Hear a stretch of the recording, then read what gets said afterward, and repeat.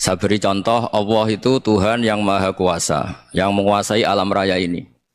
Kadang-kadang menjelaskan dirinya itu hanya alladzi at'amahu min ju'.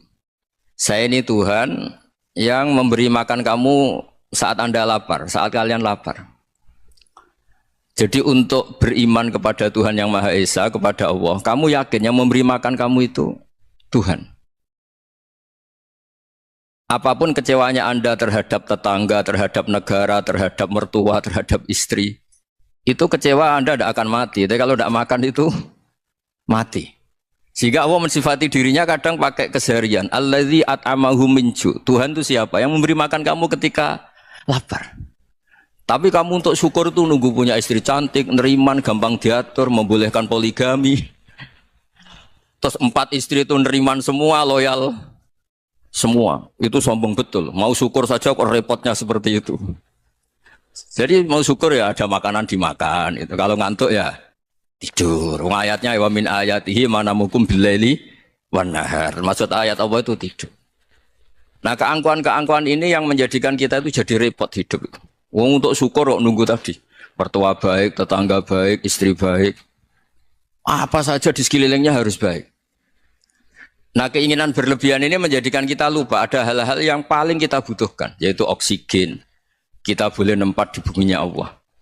Alladzi ja'ala lakumul ardo firasya. Bumi kamu tempati enak. Coba kalau gempa. Apa artinya istri 4 cantik semua kalau pas digoyang apa? Gempa. Apa artinya kamu jabat? Entah apa saja jabatannya. Kalau bumi likuifaksi, habis kamu.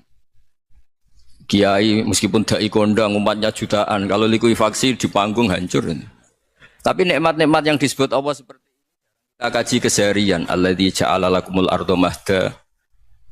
Allah itu yang menjadikan bumi dalulan yang mudah diinjak. Famshu fi manakbiha, silahkan pakai jalan-jalan.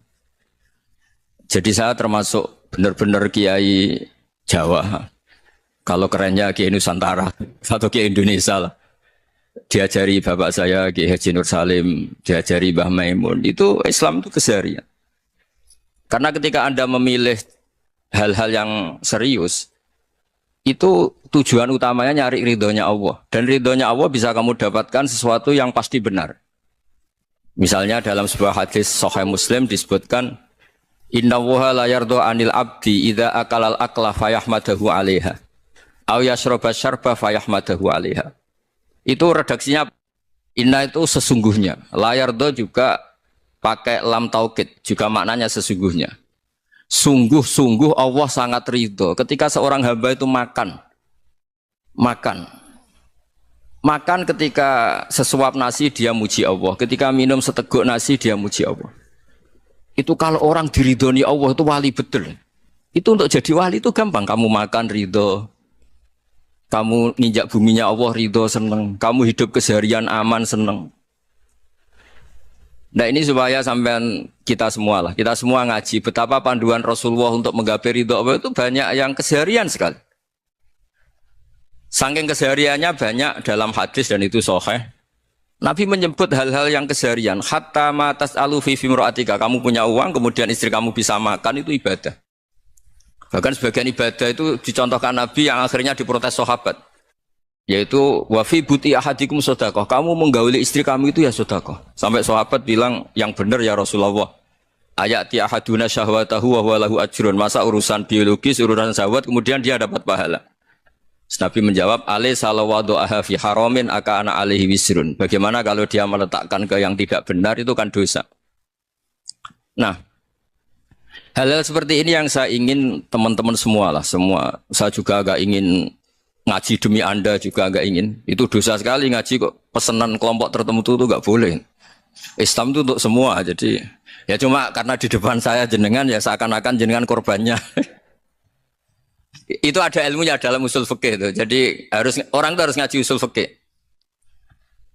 Nama yang disebut, mungkin Mas Sufyan masih ingat zaman ngaji usul fikih. Nama yang disebut itu tidak jaminan sebagai prioritas perintah. Jadi misalnya gini, kebetulan yang di depan Nabi itu Abu Dzar. Nabi ya bilang, ya Abu Dzarin ini uhibbuka misalnya, atau ya Mu'ad ini uhibbuka, atau ya Abu Hurairah ini uhibbuka misalnya. Banyaklah riwayat yang Nabi nyebut ya Abu Dzarin, ya Mu'ad, ya Abu Hurairah.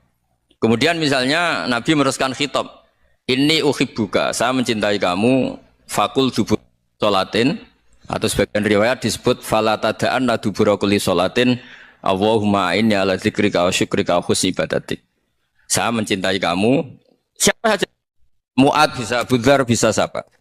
Saya mencintai kamu, mohon kalau habis sholat kamu jangan lupa wiridan Allahumma a'inni ala dzikrika wa syukrika wa husni ibadatik. Ya Allah, tolong kami permudah supaya mudah ingat engkau. Anda tidak bisa mentang-mentang, wong nama saya Parmin, nama saya Purnomo, itu yang diperintahkan Mu'ad misalnya. Jadi yang disebut satu, tapi khitab itu untuk siapa saja. Saya teruskan ya. Jadi saya mohon semua kita melakukan kebaikan itu, kalau dalam kaidah fikih disebut al yakin la yuzalu bisyak. Banyak kebaikan yang kebenarannya itu 100%.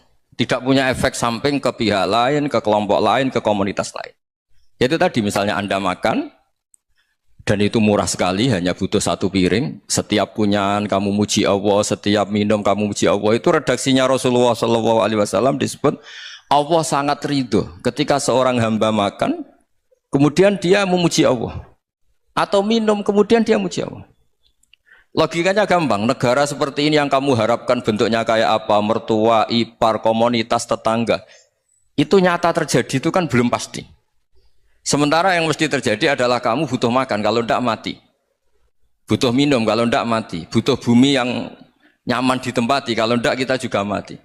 Sebab itu Allah kalau menyebut nikmatnya itu hal-hal yang keseharian.